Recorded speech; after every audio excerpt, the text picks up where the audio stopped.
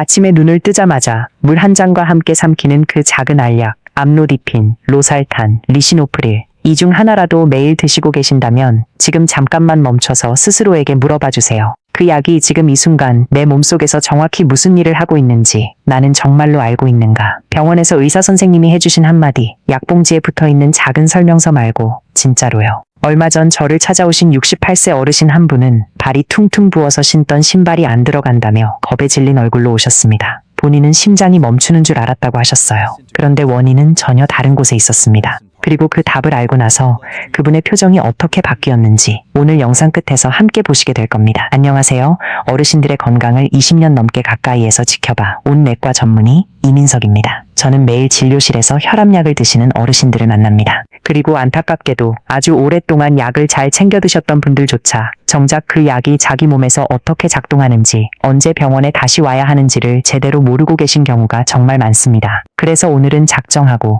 여러분이 지금 드시고 계실 가능성이 높은 3가지 약, 암로디핀, 로살탄, 리시노프릴에 대해서 아주 쉽고 정확하게 그리고 솔직하게 말씀드리려고 합니다. 오늘 영상에서는 이런 순서로 말씀드릴 거예요. 먼저 많은 분들이 오해하고 계신 것들부터 하나씩 짚어드리고요. 이 3가지 약이 실제로 몸속에서 어떤 원리로 작동하는지 쉬운 비유로 설명해 드리겠습니다. 그 다음에는 스스로 점검해 볼 수 있는 체크리스트를 드릴 거고요. 아침 저녁으로 실천하실 수 있는 구체적인 생활관리법, 그리고 절대로 가볍게 넘기시면 안 되는 위험 신호까지 하나도 빠짐없이 다뤄드리겠습니다. 끝까지 보시면 오늘부터 약을 드시는 태도 자체가 달라지실 겁니다. 먼저 이야기를 하나 들려드릴게요. 부산에 사시는 박영수 어르신, 올해 74이십니다. 젊은 시절 조선소에서 오래 일하셨던 분이라 뭐든지 꼼꼼하고 계획적인 성격이십니다. 따님이 요일별로 칸이 나뉜 약통을 만들어드렸고 박 어르신은 그걸 하루도 빠짐없이 챙겨 드셨어요. 그러던 어느 날 병원에서 혈압약이 하나 추가되었습니다. 바로 암로디핀이었죠. 박 어르신은 그냥 혈압약이 하나 더 늘었구나 정도로만 생각하셨습니다. 이전에 드시던 약과 비슷한 종류겠거니 하신 거죠.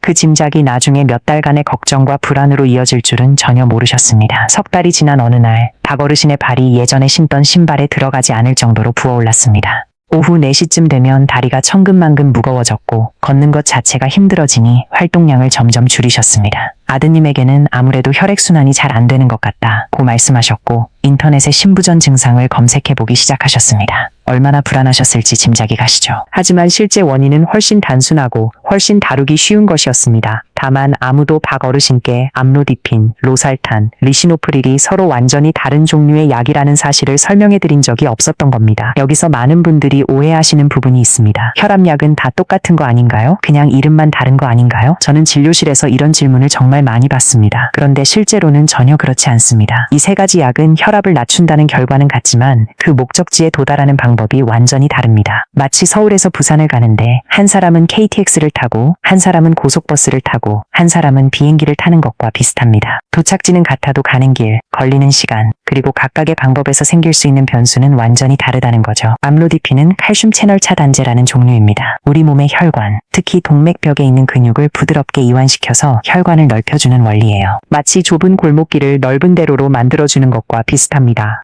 길이 넓어지니 자동차, 즉 혈액이 훨씬 편하게 흐르게 되고 그만큼 압력이 낮아지는 거죠. 리시노프릴은 ACE 억제제라는 종류입니다. 이 약은 우리 몸에서 혈관을 좁히는 신호를 만드는 특정 효소의 작용을 막아버립니다. 그 신호가 줄어드니 혈관이 저절로 이완되고 혈압이 내려가는 겁니다. 로살탄은 ARB, 즉 안지오텐신 수용체 차단제입니다. 리시노프릴과 비슷한 계통에서 작동하지만 신호를 만드는 공장을 막는 게 아니라 그 신호를 받아들이는 문 자체를 잠가버리는 방식입니다. 비슷해 보이지만 이 차이가 나타날 수 있는 부작용의 종류를 완전히 다르게 만듭니다. 박 어르신의 다리 붓기는 신부전이 아니었습니다. 그건 암로디핀을 드시는 상당수의 어르신들에게서 실제로 나타나는 예상 가능한 반응이었습니다. 이 부분을 조금 더 깊이 설명해 드릴게요. 암로디핀이 다리의 작은 동맥을 이완시키면 혈액이 다리 아래쪽으로 더 편하게 흘러들어갑니다. 그런데 문제는 그 혈액을 다시 심장 쪽으로 끌어올리는 역할을 하는 정맥은 같은 방식으로 이완되지 않는다는 겁니다. 들어오는 길은 넓어졌는데 나가는 길은 그대로인 상황을 상상해 보세요. 자연스럽게 발목과 종아리, 주변 작은 혈관에 압력이 쌓이고 그 압력이 결국 혈관 밖으로 수분을 밀어내면서 조직에 물이 고이게 됩니다. 그 결과가 바로 퉁퉁 부은 발, 양말 자국이 깊게 남는 다리, 오후만 되면 무거워지는 종아리입니다. 이건 짠 음식을 많이 드셔서 생기는 부종이 아닙니다. 신장이 망가지고 있다는 신호도 아니고 신부전이 시작되고 있다는 뜻도 아닙니다. 대부분의 경우 암로디핀이라는 약의 작동 원리에서 예측 가능하게 나타나는 생리적인 반응일 뿐입니다. 그런데 정작 위험한 건 붓기 그 자체가 아니라 그 붓기를 마주한 분들의 대응 방식입니다. 어떤 분들은 겁이 나서 의사와 상의도 없이 스스로 약을 끊어버리십니다. 그러면 혈압은 조용히 다시 올라가는데 정작 본인은 몸이 편해졌다고 착각하시는 경우가 많아요. 어떤 분들은 약은 계속 드시면서 물을 많이 마셔서 붓는 것 같다는 잘못된 생각으로 물을 극단적으로 줄이십니다. 이건 오히려 반대 방향의 위험, 즉 탈수를 불러올 수 있습니다. 또 박 어르신처럼 몇 달 동안 혼자 끙끙 앓으며 활동량만 줄이고 마음고생을 하시는 분들도 정말 많습니다. 제가 오늘 꼭 기억해 주셨으면 하는 한 가지는 이겁니다. 암로디핀을 드시면서 다리가 붓는다면 그건 참고 넘어갈 일이 아니라 의사에게 반드시 알려야 할 대화의 시작점이라는 것입니다. 약이 잘못됐다는 뜻이 아니라 용량을 조절하거나 복용 시간을 바꾸거나 경우에 따라서는 다른 약으로 바꾸는 등 다양한 선택지가 있기 때문입니다. 다리를 심장보다 높이 올려놓고 쉬는 것, 저녁보다는 아침에 복용하도록 시간을 조정하는 것, 이런 작은 변화만으로도 훨씬 편해지시는 분들이 많습니다.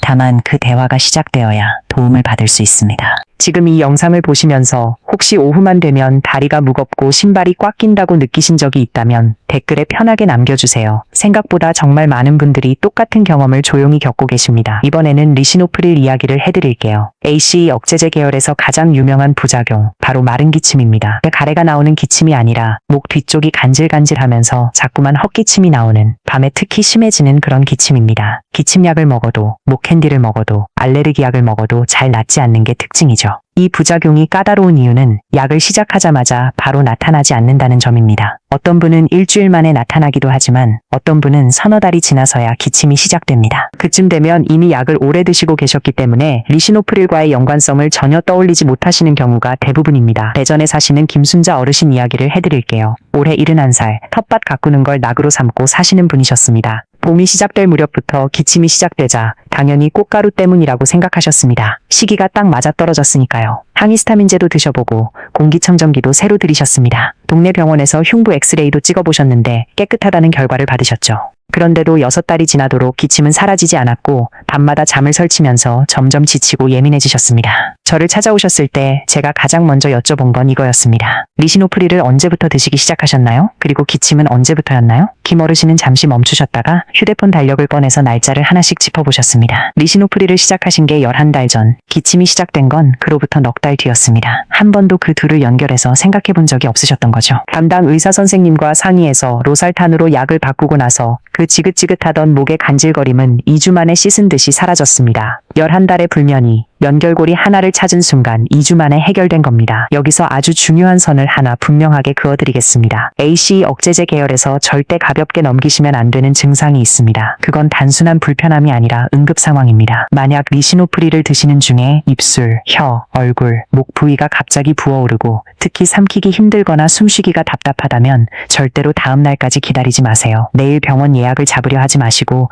항히스타민제를 먹고 지켜보자는 생각도 하지 마세요. 곧바로 119에 연락하셔야 합니다. 이걸 혈관부종이라고 부릅니다. 드물게 나타나지만 분명히 실제하는 위험이고 기도를 순식간에 막아버릴 수 있습니다. 마른 기침은 성가신 불편함이지만 목이 붓는 건 응급 상황입니다. 이 둘 사이의 차이 꼭 기억해 주세요. 스프리제 로살탄으로 넘어가 볼게요. 여기서 제가 특히 강조하고 싶은 위험은 뭔가를 잘못해서가 아니라 오히려 건강을 위해서라고 믿고 하신 행동에서 시작된다는 점입니다. 로살탄과 리시노프릴은 모두 우리 몸의 혈압 조절 시스템에서 작용하는데 이 계열 약물의 특징 중 하나가 혈액 속 칼륨 수치를 높일 수 있다는 겁니다. 대부분의 경우 정기적인 검사를 통해 안전한 범위 안에서 관리되지만 여기에 특정 생활 습관이 더해지면 이야기가 달라집니다. 여기서부터가 정말 반전입니다. 칼륨은 바나나나 영양제에만 들어있는 게 아닙니다. 오히려 건강에 좋다고 광고되는 제품 속에 숨어있는 경우가 많습니다. 바로 저염소금, 소금 대체품이죠. 일반 소금 옆 진열대에서 흔히 볼 수 있고 심장 건강에 좋다고 홍보되는 이런 제품들 중 상당수가 나트륨 대신 염화칼륨을 사용합니다. 그러니 짜게 먹지 마세요 라는 의사의 말을 듣고 저염소금으로 바꾼 어르신이 그걸 모든 음식에 넉넉하게 뿌리기 시작하면 이미 칼륨 수치를 올리는 약을 드시고 계신 상태에서 칼륨을 계속 추가로 섭취하게 되는 셈입니다. 이 조합이 쌓이면 칼륨 수치가 심장의 전기 신호 체계에 영향을 줄 정도로 높아질 수 있습니다. 더 무서운 건 칼륨 수치가 높아져도 몸이 크게 소리치지 않는다는 점입니다. 조용히 이상한 근육 힘 빠짐, 계속되는 피로감, 종아리 쥐, 나는 느낌, 손끝 저림, 혹은 두근거리는 불규칙한 심장박동 정도로만 나타나기도 하고 때로는 아무 증상 없이 지내다가 어느 순간 심각한 신호로 이어지기도 합니다. 지금 떠올려보세요. 최근 한두 해 사이에 저염 소금으로 바꾸신 가족이나 지인이 계신가요? 그분이 로살탄이나 리시노프릴을 드시고 계신다면 이건 반드시 의사와 상의해야 할 문제입니다. 약이 위험해서가 아니라 칼륨이 풍부한 식품 자체가 나쁜 게 아니라 이 조합이 아무런 관찰 없이 이루어질 때 서서히 문제를 키울 수 있기 때문입니다. 전해질 파우더,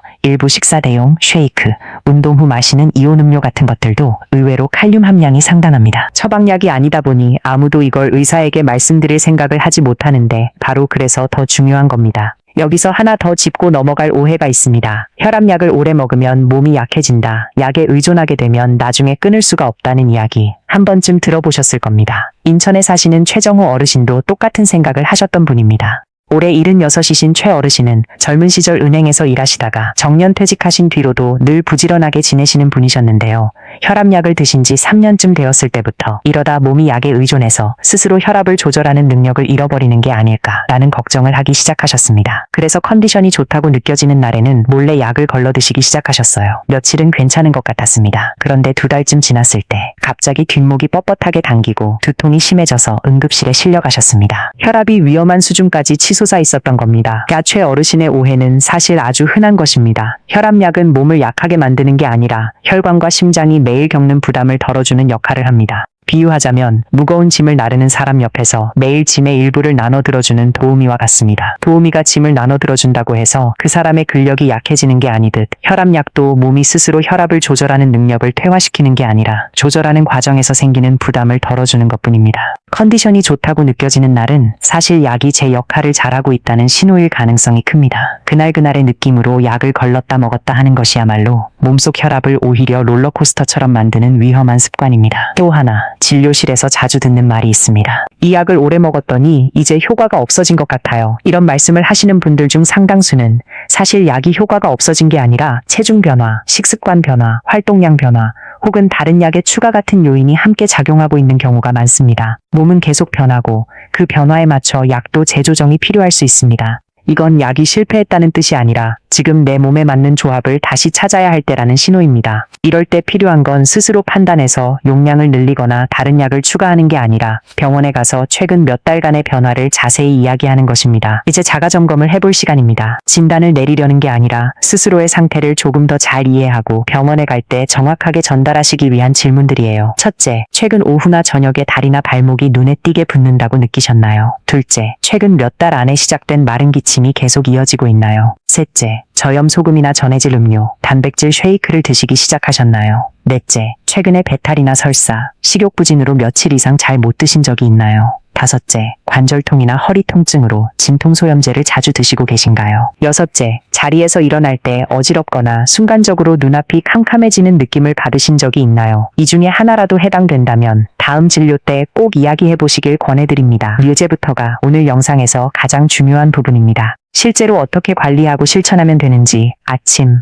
오후, 저녁으로 나누어서 구체적으로 말씀드릴게요. 아침에 일어나셨을 때 바로 벌떡 일어나지 마세요. 침대에 걸터 앉아서 10초에서 20초 정도 그대로 계셔보세요. 이 짧은 시간이 혈압약을 드시는 몸이 자세 변화에 적응할 시간을 벌어줍니다. 그 다음 천천히 일어나서 물 한 잔을 드세요. 밤사이 수분이 빠져나간 몸의 아침 수분 보충은 생각보다 큰 역할을 합니다. 약을 드실 때는 매일 같은 시간에 같은 방식으로 드시는 습관을 만드세요. 어떤 날은 아침, 어떤 날은 저녁. 이렇게 들쭉날쭉하면 몸속 약물 농도가 불안정해집니다. 아침 식사를 하실 때는 저염 소금이나 소금 대체품을 사용하고 계신지 한번 확인해 보세요. 만약 로살탄이나 리시노프릴을 드시고 계시다면 이 부분은 반드시 병원에서 확인받고 사용 여부를 결정하셔야 합니다. 오전 중에 혈압을 측정하신다면 항상 같은 팔, 같은 시간, 그리고 최소 5분 이상 조용히 앉아서 안정을 취한 뒤에 측정하세요. 측정 직전에 대화를 나누거나 서둘러 왔다면 숫자가 실제보다 높게 나올 수 있습니다. 하루에 한 번이라도 좋으니 수첩이나 휴대폰에 숫자를 기록해두는 습관을 만드세요. 오후가 되면 특히 암로디핀을 드시는 분들은 다리 상태를 한번 살펴보세요. 오후 서너 시쯤 다리가 무거워지고 붓는다면 잠깐이라도 다리를 심장보다 높은 곳에 올려놓고 15분 정도 쉬어보세요. 소파에 누워 다리를 쿠션 위에 올려놓는 정도로도 충분합니다. 오후에 산책이나 가벼운 걷기 운동을 하실 때는 너무 무리하지 마시고 몸이 보내는 신호에 귀를 기울이세요.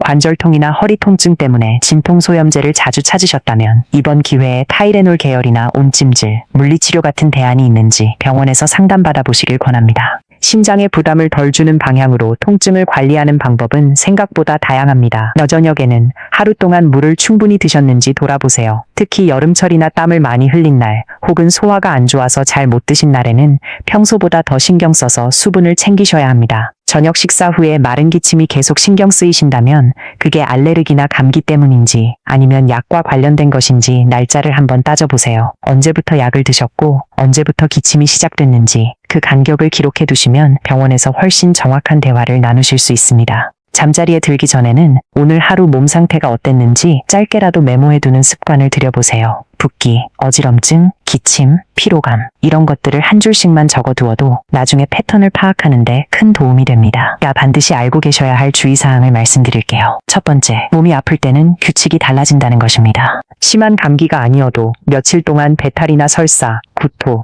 혹은 식욕부진으로 잘 못 드셨거나 무더운 날씨에 땀을 많이 흘리고 수분을 충분히 못 채우셨다면 평소와 똑같은 용량의 로살탄이나 리시노프릴이 몸속에서 전혀 다르게 작용할 수 있습니다. 몸이 탈수 상태가 되면 평소에는 딱 맞았던 약의 용량이 혈압을 지나치게 떨어뜨릴 수 있고 이미 수분 부족으로 부담을 받고 있는 신장에도 무리가 갈 수 있습니다. 어지럼증, 기운 빠짐, 실신할 것 같은 느낌 혹은 신장 기능 저하가 예상보다 빠르게 나타날 수 있습니다. 약이 변한 게 아니라 몸속 환경이 변한 것이고 약은 원래 설계되지 않았던 조건에서 작동하고 있는 셈입니다. 그래서 제가 오늘 꼭 전해드리고 싶은 실천 팁은 이겁니다. 아플 때는 규칙이 바뀝니다. 그런데 정작 그럴 때 약을 어떻게 해야 하는지, 언제 병원에 연락해야 하는지, 어떤 증상이 나타나면 진료를 받아야 하는지에 대한 계획이 없다면 안전에 큰 구멍이 생기는 셈입니다. 이런 계획은 미리 필요해지기 전에 담당 의사 선생님께 여쭤보셔야 합니다. 다음 진료 때 이렇게 여쭤보세요. 장염에 걸리거나 며칠 동안 음식을 잘 못 먹으면 이 혈압약을 어떻게 해야 할까요? 이 질문 하나가 나중에 큰 도움이 될 수 있습니다. 두 번째 주의사항은 진통소염제입니다. 관절이 쑤시고 허리가 뻐근하고 무릎이 아파서 약국에서 이부프로펜이나 나프록센 같은 소염 진통제를 사서 드시는 분들이 정말 많습니다. 워낙 오래 써오셨고 처방전 없이도 살 수 있으니 대수롭지 않게 생각하시는 경우가 많은데요. 로살탄이나 리시노프릴을 드시면서 이뇨제까지 함께 드시고 계신 분이 이런 소염 진통제를 규칙적으로 드시면 신장으로 가는 혈류가 의미 있게 줄어들 수 있습니다. 여기에 가벼운 탈수 상태만 더해져도 신장 손상 위험이 눈에 띄게 올라갑니다. 이건 드문 일이 아니라 제가 진료실에서 실제로 가장 자주 마주치는 그리고 가장 예방 가능한 상황 중 하나입니다. 관절통이나 요통을 오래 앓고 계시고 이 세 가지 약 중 하나를 드시고 계신다면 꼭 병원에서 상의해보세요. 타이레놀 계열의 진통제, 파스나 온찜질 같은 국소치료, 물리치료 같은 대안들이 있고 신장에 부담을 덜 주면서도 통증을 관리할 수 있는 방법은 충분히 있습니다. 야제 실천 계획과 타임라인을 말씀드릴게요. 매일 실천하실 것은 딱 3가지입니다. 같은 시간에 약 챙겨 드시기, 아침에 일어날 때 천천히 일어나기, 그리고 하루 중 몸 상태를 한 줄이라도 기록하기. 이 3가지는 거창해 보이지 않지만 몇 달만 꾸준히 하셔도 병원에서 훨씬 정확하고 밀도 있는 대화를 나누실 수 있게 만들어줍니다. 일주일 단위로 보면 혈압을 정해진 시간에 며칠간 측정해서 기록을 남기고 다리 붓기나 기침, 어지럼증 같은 변화가 있었는지 돌아보는 시간을 가져보세요. 예를 들어 월요일, 수요일, 금요일 아침 식전에 한 번씩만 측정해도 충분합니다. 매일 여러 번 재면서 숫자 하나하나에 신경을 곤두세우는 것보다 정해진 요일에 일관되게 재는 편이 훨씬 의미 있는 정보를 줍니다. 그 주에 유난히 짜게 드신 날이 있었는지, 잠을 설친 날이 있었는지, 새로 드신 약이나 영양제가 있었는지도 함께 메모해 두시면 좋습니다. 한 달에 한 번 정도는 그 기록을 들고 가족과 함께 살펴보시길 권합니다. 자녀분이나 배우자가 함께 그 기록을 보면서 요즘 좀 어떠세요? 라고 물어봐 주는 것만으로도 혼자 끙끙 앓다가 병원 방문 시기를 놓치는 일을 줄일 수 있습니다. 특히 자녀분들과 따로 살고 계신 어르신이라면 매주 한 번 전화 통화를 하실 때 이번 주에 다리는 좀 어땠어? 기침은 좀 어때? 하고 구체적으로 물어봐 주시는 것만으로도 큰 도움이 됩니다. 추상적으로 건강은 괜찮으시죠? 라고 묻는 것보다 오늘 나눈 이야기처럼 구체적인 질문을 던져주시는 게 훨씬 효과적입니다. 3달에 한 번 혹은 병원에서 권하시는 주기에 맞춰 정기적인 혈액 검사를 통해 신장 기능과 칼륨 수치를 확인받는 것도 잊지 마세요. 특히 로살탄이나 리시노프릴을 드시는 분들, 그리고 저염소금이나 이뇨제를 함께 드시는 분들은 이 정기 검사가 단순한 형식이 아니라 눈에 보이지 않는 변화를 미리 발견하는 가장 확실한 방법입니다. 검사 결과를 받으실 때는 숫자만 듣고 넘어가지 마시고 이 수치가 지난번과 비교했을 때 어떻게 변했나요? 라고 꼭 여쭤보세요. 흐름을 파악하는 것이 한 번의 숫자보다 훨씬 중요합니다. 가족의 역할에 대해서도 한 말씀 더 드리고 싶습니다. 어르신들은 종종 자녀에게 걱정을 끼치고 싶지 않아서 다리가 붓거나 기침이 나거나 어지러운 증상을 혼자만 알고 계시는 경우가 많습니다. 하지만 이런 증상들은 대부분 초기에 발견하면 간단하게 해결되는 것들입니다. 반대로 몇 달, 몇 년을 혼자 참고 넘기시면 활동량이 줄고 기력이 떨어지고 결국 삶의 질 자체가 낮아지는 결과로 이어질 수 있습니다. 가족분들께 부탁드리고 싶은 건 어르신께 무슨 문제 있어? 라고 다그치듯 묻기보다 오늘 영상에서 다룬 구체적인 질문들, 다리가 붓는지, 기침이 계속되는지, 일어날 때 어지러운지를 편안하게 여쭤봐 주시는 것입니다. 그리고 어르신들께도 부탁드립니다. 자녀에게 걱정을 끼칠까봐 증상을 숨기는 것보다 조금 일찍 이야기해서 함께 해결하는 편이 훨씬 마음도 편하고 몸도 편해지는 길입니다. 반드시 병원에 가셔야 하는 위험 신호를 정리해 드릴게요. 첫째, 입술, 혀, 얼굴, 목이 갑자기 붓고 숨쉬기나 삼키기가 힘들다면 이건 망설임 없이 곧바로 119입니다. 둘째, 다리 붓기가 갑자기 한쪽으로만 심해지거나 숨이 차고 가슴이 답답한 증상이 함께 나타난다면 이건 단순한 부작용이 아닐 수 있으니 바로 진료를 받으세요. 셋째, 몇 주가 지나도 사라지지 않는 마른 기침, 특히 밤에 심해지는 기침이 계속된다면 약과의 연관성을 반드시 확인받으세요. 넷째, 근육 힘 빠짐, 손발 저림, 심장이 불규칙하게 두근거리는 느낌이 함께 나타난다면 칼륨 수치를 확인해야 할 수 있습니다. 다섯째, 자리에서 일어날 때마다 어지럽거나 실제로 넘어질 뻔한 경험이 반복된다면 이건 낙상과 골절로 이어질 수 있는 중요한 신호이니 절대 가볍게 넘기지 마세요. 여기서 한 가지만 더 짚고 넘어갈게요. 혈압은 고정된 숫자가 아닙니다. 잠을 잘 못 잔 날, 커피를 마신 날, 통증이 있는 날, 측정 자체가 긴장되는 날, 밖에서 막 들어온 날, 이런 수많은 변수에 따라 하루에도 계속 움직입니다. 어느 화요일 아침, 잠을 설친 뒤 측정한 혈압이 높게 나왔다고 해서 약이 안 듣는 게 아닙니다. 더운 날 땀을 많이 흘린 뒤 측정한 혈압이 낮게 나왔다고 해서 약이 너무 센 것도 아닙니다. 중요한 건 하나의 숫자가 아니라 시간에 따른 흐름, 패턴입니다. 그러니 하나의 수치에 일희일비하며 스스로 약을 더 드시거나 건너뛰지 마시고 꾸준히 기록하고 그 패턴을 가지고 병원에서 상의하세요. 패턴이 공포보다 훨씬 정확한 대화를 만들어줍니다. 이제 다시 박영수 어르신 이야기로 돌아가 볼게요. 원인을 알고 난 뒤 박 어르신은 낮잠 시간을 조금 조정하고 저녁마다 다리를 올리고 15분씩 쉬는 습관을 만드셨습니다. 약 복용 시간도 담당 의사와 상의해서 조정했고요. 몇 주가 지나자 신발이 다시 편하게 들어갔고 오후에도 예전처럼 산책을 나가실 수 있게 되었습니다. 신부전이 아닐까 걱정하며 인터넷을 뒤지던 그 불안한 몇 달은 정확한 이해 하나로 완전히 다른 이야기가 되었습니다. 오늘 함께 짚어본 내용을 정리해 볼게요. 암로디핀, 로살탄, 리시노프릴은 이름만 비슷한 게 아니라 서로 다른 원리로 작동하는 완전히 다른 약입니다. 암로디핀을 드시면서 다리가 붓는다면 참지 말고 의사와 상의하시고, 리시노프릴을 드시면서 마른 기침이 계속된다면 언제부터 시작됐는지 날짜를 확인해 보세요. 그리고 입술이나 목이 붓는 증상은 절대 망설이지 마시고 곧바로 응급실로 향하셔야 합니다. 저염소금이나 전해질 음료를 드시고 계시다면 이번 기회에 병원에서 꼭 확인받으시고, 몸이 아플 때는 평소와 다른 규칙이 적용된다는 걸 기억하시고, 관절통에는 소염 진통제 말고도 다른 선택지가 있다는 걸 잊지 마세요. 그리고 무엇보다 자리에서 일어날 때 천천히, 그리고 혈압은 하나의 숫자가 아니라 흐름으로 바라보시길 바랍니다. 오늘 영상이 도움이 되셨다면 옆에 계신 가족분에게도 꼭 한번 보여주세요. 어쩌면 그분이 지금 겪고 계신 불편함의 원인이 오늘 알려드린 내용 속에 있을지도 모릅니다. 이 채널을 구독해 두시면 다음에도 이렇게 꼭 필요한 건강 정보로 다시 찾아뵙겠습니다. 혹시 오늘 이야기 중에 마음에 와닿는 부분이 있으셨다면 댓글에 편하게 남겨주세요. 여러분의 이야기 하나하나가 다음 영상을 만드는데 큰 힘이 됩니다. 오늘도 건강 챙기시고 다음 영상에서 또 뵙겠습니다.